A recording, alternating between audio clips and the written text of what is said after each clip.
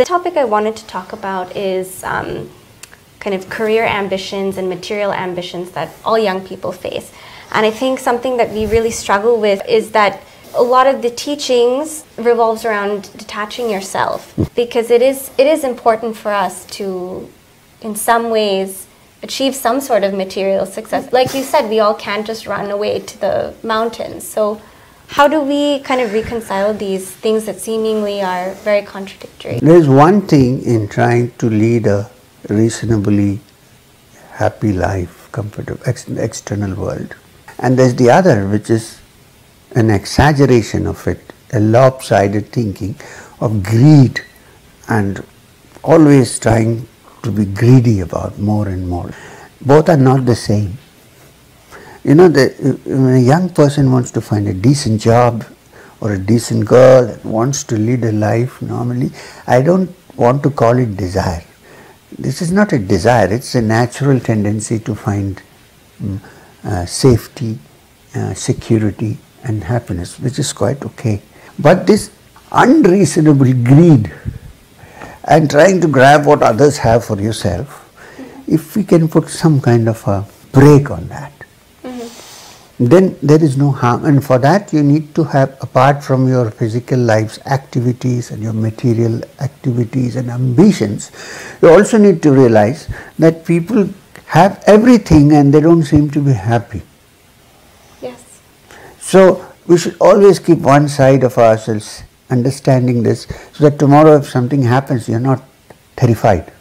You know that you have a safe haven inside you, not outside you, which can't be shaken from outside.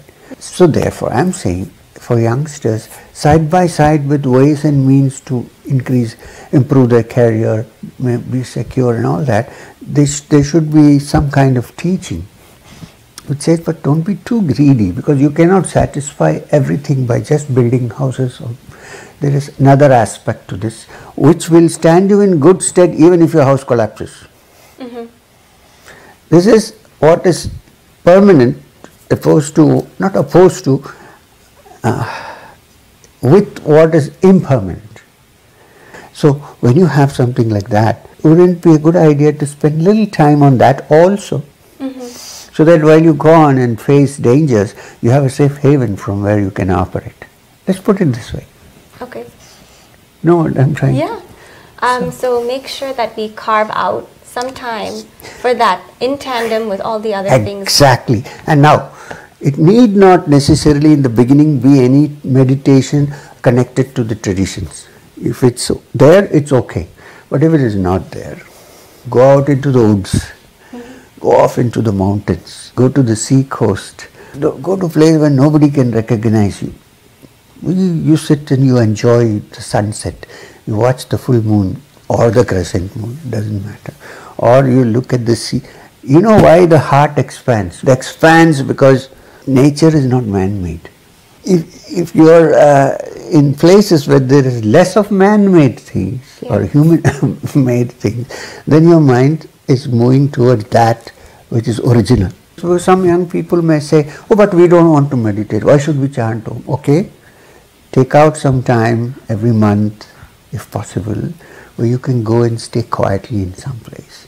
If you say, oh, but you should also set apart some time to meditate, some people might be put away by this. But why should we exclude them?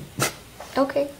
They're human beings. Just because they don't want to say, oh, they're human beings. That's true. Yeah. So my next book is going to be Yoga for the Godless. Okay.